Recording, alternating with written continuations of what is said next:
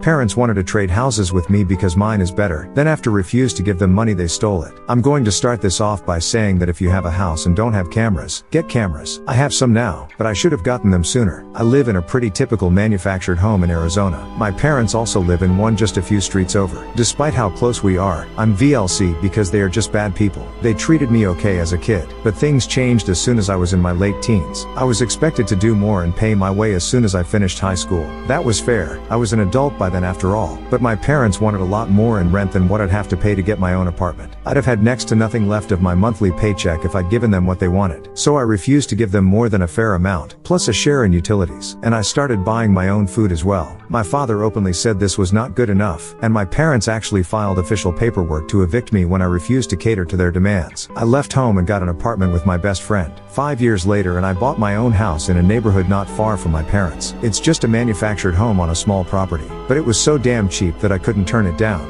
and my monthly mortgage isn't bad either. I even moved my best friend in to help me cover the bills. We were already used to living in the same space, and the house gave us much more room. I may even let another friend move in to get some more rent money for the mortgage because we've got one room that's actually left unused right now since the house is a 3-bedroom. My parents though somehow didn't like my independence from them. Did they want me to fail or something? I don't know, but the incident that caused the VLC was when they demanded I trade houses with them. Yes, you read that correctly. They actually wanted to trade. Their manufactured home is smaller and older than mine, and has one less bedroom, and their yard is smaller too. Not that either of us have any grass. It is Arizona after all. When they first saw my place, they looked pissed. After a couple more visits my father actually said it wasn't fair that I was doing better than them, and I was rubbing my nicer house in their faces. It's just an old manufactured home in one of the hottest states in the US. Seriously, what's to brag about? But I guess having something even slightly better than what my parents had irked them. And as I've already said, they actually demanded we trade houses because of it. My friend who lives with me literally fell onto the couch laughing when they said that, and I couldn't help but join in. My father said it was not funny, and to give him what he wants. When I recovered my composure, I said he and my mother were not entitled to my house, or anything I own for that matter, and then told them to get the fuck out. After that we barely spoke, and then the pandemic hit. Didn't really change my life much. I liked the peace and quiet, and my friend knows to leave me alone most of the time. My father however got laid off, and he struggled to find another job. He ended up working in the local Mardo Walls for half a year before getting a better paying job. I did get a kick out of seeing him there when I was shopping for groceries, but as much as I hate him, I'm not gonna call him a bad employee. He actually did fine, but during that time he and my mother kept calling me and asking for money, and I know what y'all are thinking. Don't lend them anything. They didn't want loans. They wanted handouts. Why? Because they raised me and I owed them. I said if they didn't want the cost of raising a kid, they shouldn't have had one. A few weeks ago though my mother called me begging for money because their dinosaur of a window AC unit finally crapped out. I told them I was not giving them anything, and they were too cheap to replace that old AC unit for a long time, so I wasn't gonna buy them a new one. My mother then complained about how I have two in my house, and the least I could do is give them one. I then said that maybe if she and my father weren't always pissing away their money on beer and MJ all the time, they'd have the money to buy another AC. Then I said I wasn't giving them one of mine or any money. End of story. Only it wasn't the end of the story. A few days later I came home from work to find my house had been broken into. My front door locks were drilled out, and both of my window AC units were gone. Nothing else was stolen, but they went out of their way to make a huge mess for some stupid reason. Probably to make it look like a typical robbery or something. I knew it had to have been my parents and called the police. I told police that I heavily suspected my parents of the theft because they act entitled to my stuff, even though I'm a grown man that doesn't live with them. I went with police to my parents' house, and sure enough they had both my AC units going in their windows. When confronted my parents, they obviously denied the theft, then claimed they already own the AC units, but statements from their neighbors said otherwise. But my parents still denied the theft. I bought both AC units used online years ago, which means I had no receipts for them. So I figured my only option was to look for witnesses in my own neighborhood. And as luck would have it, a neighbor across the street has security cameras, and the edge of one of them caught just enough to see my parents showing up in my father's truck. My father could be seen walking with a cordless power drill in hand, and a few minutes later they came back to the truck with my AC units, then went back in to ransack the place I'm guessing. With this evidence in hand, police had cause to arrest my parents. At first both of them acted like they'd done nothing wrong, but I convinced police to let me do the talking. I said they could either return the AC units to my home and clean up the mess they made, or I'd let the police arrest them both right there. They'd already stolen from me, lied to police, trespassed, vandalized my house, broke my front door locks, and there was video evidence of what they'd done. If I pressed charges, they were both going to jail for sure. My parents looked deflated, then asked for a moment to talk with each other in their bedroom. I heard a lot of shouting from both of them, and I could hear my mother yelling that my father was an idiot, and he was trying to blame me in turn. After about 5 minutes of that, they came back out looking even more deflated and said they'll return the AC units and stop bothering me for money if I didn't press charges. I said they were gonna clean up the mess in my house and buy new locks for my front door as well, and then I wanted written apologies from both of them on top of it. They begrudgingly agreed and even got a police escort back to my house. My father was forced to put the AC units back in my windows, and then left my mother to clean up the huge mess they made while he went out and bought replacement locks for my front door. He was gone about an hour and came back with a new stainless steel lock set to replace the knob and deadbolt. Then he had to help my mother finish cleaning. During this time I let the two cops just sit and watch them while drinking soda. They said it was very entertaining. After everything was cleaned up, I gave my parents each a piece of paper and a pencil, then told them to write out apologies to me for what they'd done. My father looked especially pissed and said I was treating him like a child. I said he was acting like one,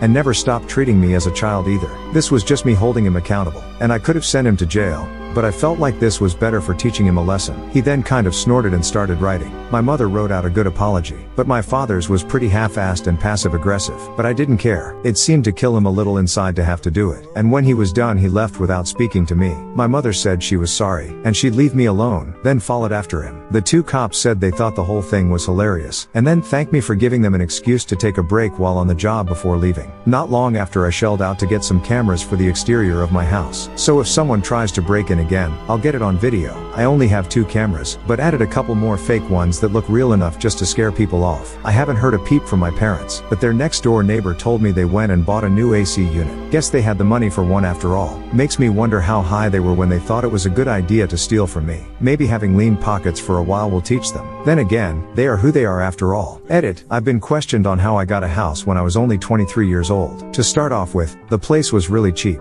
In Arizona you can find old manufactured homes on tiny properties for a very doable amount. I also kept and still have pretty good credit. The house and land were only $55K. The house was a little bit of a fixer-upper too, but I was able to put $10K on a down payment, and I was able to get approved for a loan for the rest. The house is no prize, and by now it's at least 30 years old, but it's home, and once I have it paid off, I'll feel much more financially secure. Now story 2. Teacher cuts my insulin pump thinking it was headphones to prove a point. This happened when I was in middle school, you know, back in the days of wired headphones, so about 2011 or something. I've, 24M currently, been a type 1 diabetic since I was about 4 years old, and I use a continuous glucose monitor and an insulin pump. I had an IEP, so all my teachers were told about it and that I would need my insulin pump in class, that it might make noise and I might have to pull it out of my pocket and mess with it if I needed insulin, or I might need to drink a juice pouch, and I was able to do so at my discretion. We had one teacher who was a complete hard SS for no reason. She was notorious for making kids cry during presentations. She even told one girl who wanted to be a doctor to find a cure for cancer, because her little sister had childhood cancer, that she would need to actually be smart to do that, while chuckling to herself. Let a kid dream, man. We were like 12 years old. As you can imagine, she was also at war with technology. And on a side note, these days I use my phone to check my glucose and give myself an insulin bolus. I can't imagine being a kid today and dealing with a teacher like that when the lines are blurred and your smartphone actually is a life-saving medical device. But anyway, if you're not familiar with insulin pumps, the kind I use has a little tube that connects the pump which has the insulin to my body which needs the insulin. This teacher also liked to be weirdly obtuse about things. Instead of being like other teachers and simply saying something like, "No cell phones in class," put it on my desk, which would allow me to remind them it's an insulin pump, and they'd usually say something like,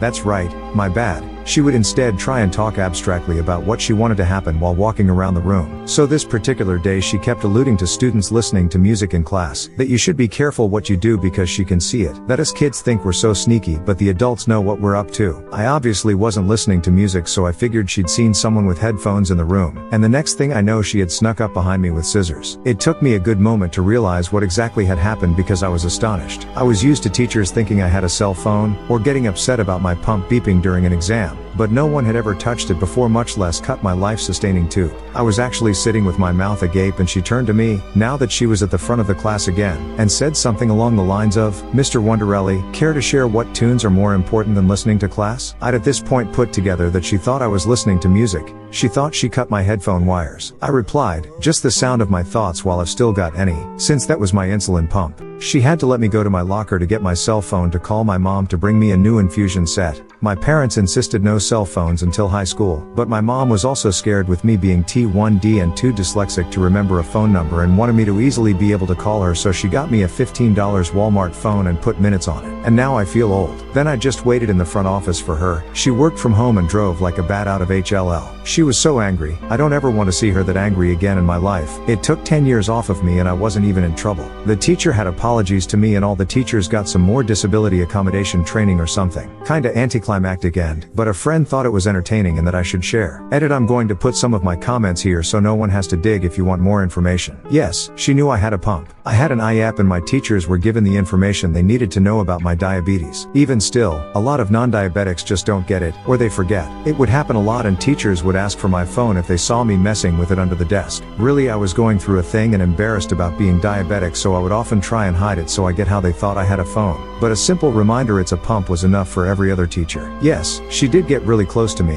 I was facing the front of the room to look at the projector screen and to take notes. She snuck up behind me from the back of the room where she was lecturing at us from and reached her arm down towards me with the scissors. I didn't notice her doing that. Kids used to keep their iPod or whatever in their pocket and then run their headphones up under their shirt. It sometimes left a little bit of the wire peeking out from their pocket to get to their shirt. That's where she cut. The pump was down at my waist. In terms of her apology, it wasn't too bad. We had a meeting with her, the principal, assistant principal and a lady from the special education office, plus me and my parents. She said she was sorry for her actions and that she shouldn't have treated me that way, and she hopes I don't grow up to expect people to act like that towards me. She forgot I had a pump, but I didn't feel like she was making an excuse. She was saying she should have been more mindful and it was her fault and that I did nothing wrong. She also said I was brave and calm in the face of adversity. Stuff like that. And then she apologized to my mom and dad for frightening them and for any costs. She offered to pay for it, but they declined. They wanted all the teachers to get more education about kids with diabetes, and the school had like a nurse diabetes educator or someone come in to talk to the teachers. No, my parents didn't sue her or the school. No, she wasn't fired. Yes, I still had to be in her class. And yes, I did have extra supplies kept in the nurse's office. But I also just really wanted my mom in that moment because I was a kid. This was a tiny school and did a lot of backwards things. They mishandled my learning disability as well. And one year one of my teachers was surprised my dad has